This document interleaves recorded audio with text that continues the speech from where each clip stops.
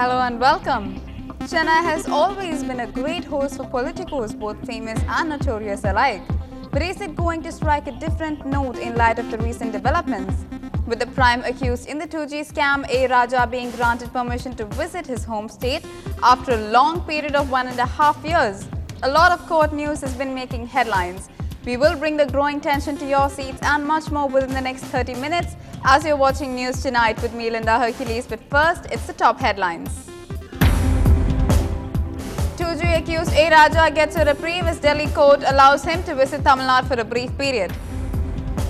Karnataka condemns the AIADMK government, says too many false cases on his former ministers. Chennai's crib as voltage drips become the norm of the day. Is there any solution in sight? Montek Singh says spending 35 lakh rupees for upgrading restrooms at the Planning Commission is not wrong as it's for a public cause. Markets soared over 400 points, clocking the biggest rally in 2012 on the back of rumors of a rate cut. Five-time world champ Vishwanathan Anand meets Jayalalitha. Chief Minister discusses about introducing chess in Tamil Nadu schools. Leander Paes and Mahesh Bhupati in the French Open mixed doubles. Once in 117 years, a natural wonder, transit of Venus enthralls astro enthusiasts. News in detail. Former telecom minister and key accused in the 2G scam case, A. Raja, has been allowed to visit his home state, Tamil Nadu, between the 8th of June to the 30th by a Delhi court. The DMK MP was granted bail by the court, holding that his further detention would not serve any purpose as all the other 13 co-accused are already out on bail. The court had imposed several conditions on Raja, including a ban on his visit to Tamil Nadu, as well as the Department of Telecom, which he presided over as minister for over 3 years. He had been denied a trip to the state to join in the birthday celebrations of his party chief, Karnataka, on the 3rd of June. Senior DMK leader and former Tamil Nadu minister Veerapandi Arumugam denied the land-grabbing charge against him slapped by the Tamil Nadu government. Arumugam, it may be recalled, was arrested in Salem on the 4th of June in an alleged land grab case and lodged in the Pural Central Prison in Chennai. This morning, he was shifted to Vellore Central Jail. Arumugam said that he would not buckle under pressure from the Jayalalitha government and retire from public life.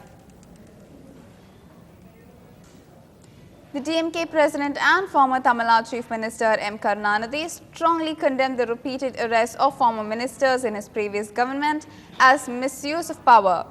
In a strongly worded statement, Karunanidhi pointed out the arrest of Veerapandi Arumugam in another alleged land grab case and moving him from one jail to another. Moving on, the 4-day strike by house surgeons and postgraduate students from 5 government hospitals, including 3 in the city, ended today. This after the health department promised to take action against the lawyers who manhandled a duty doctor in the government general hospital last Friday. After more than 1 hour of discussion with Health Minister V.S. Vijay, students and doctors told reporters that they were happy with the increased security measures planned at the government hospitals. Visitors entry the hospital's ICU and trauma wards will be banned from tomorrow, and only one patient attender will be allowed in other wards. In another scene, Tamil Nadu Chief Minister Jayalalitha presented a cheque of 2 crore rupees to 5-time world champ Vishwanathan Anand, who won the world crown for the 3rd successive time, defeating Israeli Boris Gelfand in Moscow a week ago. Jayalalitha had announced the cash award on behalf of Tamil Nadu government on his winning the world crown for the 5th time. Well, it was an incredibly nice meeting with the Honorable Chief Minister of Tamil Nadu, Puruchi Thalaivi Selvi Jayalalitha. We spoke a little bit about the match. We spoke about chess. She was very well informed about all the details of the match. I thanked her for her incredibly kind gesture to announce this award. We spoke of her great support for chess, introducing chess in schools from 7 to 17. And I think this will do a lot for chess in Tamil Nadu in the future. We'll produce the next generation of great chess players. Moving on, IG Pramod Kumar, who is in judicial custody, filed a petition at the Madras High Court to grant him bail in the Pazzi scam. While the petition came up for hearing, Sudaresh, an affected depositor, filed an intervening petition that Pramod Kumar is a high-ranking officer in police and that he could disturb investigations and tamper with evidence. He also added that while Pramod Kumar's anticipatory bail was dismissed initially, he escaped and was arrested in Delhi. The bench has posted the hearing to Friday.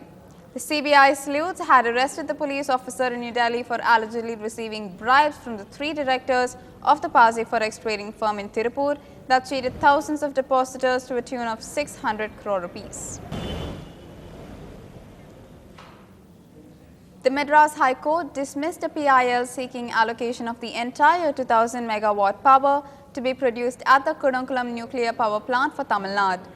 The hearing came up before Principal Division Bench comprising Chief Justice M.Y. Iqbal and Justice Sivanyanam. The petitioner Ramesh argued that the entire power generated by 2 reactors would not be sufficient to meet the actual demand of the state. The bench advised the petitioner to approach the appropriate forum. Battling a massive power crisis, Tamil Nadu is limping back to normalcy, but Chennai is still reeling under long bouts of voltage fluctuations. Whether there is any respite to the current situation is something we have to wait and watch.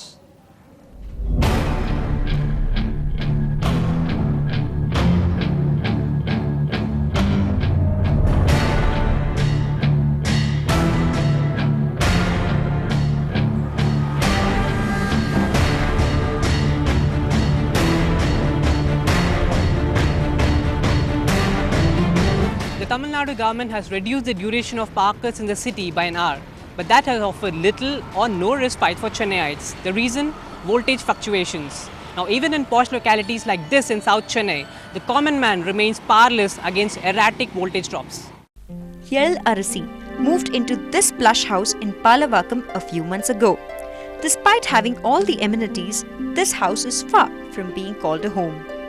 Every evening, voltage fluctuations brings the house to a standstill. I came here just 3-4 months back and I didn't expect it will be so bad like this because the AC will not work at all in the late night. I have a small child, she'll wake up in the midnight and she'll start screaming, and so everybody's sleep will be really disturbed and she'll be crying because of the sweat. நான் ஆக்சுவலாக உண்மையிலே ஈபிக்கெலாம் நான் try பண்ணி பார்த்தேன், but அவங்களாம் எந்த ரெஸ்பான்ஸுமே கொடுக்கறது கிடையாது. ஃபஸ்ட் டைம் போகும்போது நீங்கள் ஹையர் ஆஃபீஸர்ஸ் கிட்ட கம்ப்ளைண்ட் பண்ணுங்கன்னு சொல்லியே ஃபோனை வச்சுட்டாங்க.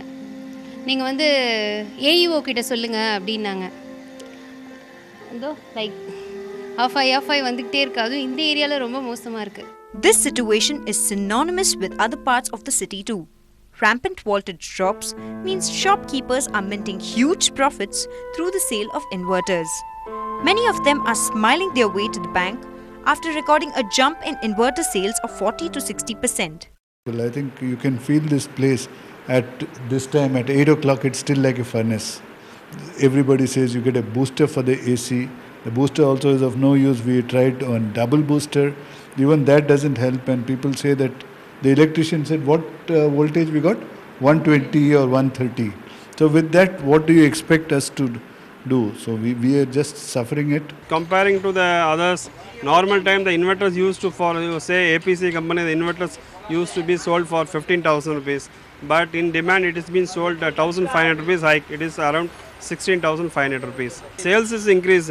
Normally monthly only we used to sell thrice 3 to 4 inverters only. But now if you see means every day 5 to 6 inverters we are selling. Sources in TNEB say they are aware of the impending situation, but blame the excessive demand for power as the reason for crisis. Chennai's power demand has touched a record high of 3,000 megawatts this year. Last summer, the city's average demand was around 2,000 megawatts, and this year it was expected to be only around 2,500 megawatts. Officials say that the huge demand is due to extreme heat, which has forced people to use more air conditioners. So what's the solution to this crisis? TNEB says voltage strips can only be brought down if there are more substations in the city. They are working in tandem with the Chennai Corporation on allocating land for substations. Electricity Board hopes to overcome this crisis by next year. In Chennai, with Krishnamurthy, Vahita Dave for NDTV Hindu. We'll move into a short break now. Stay with us.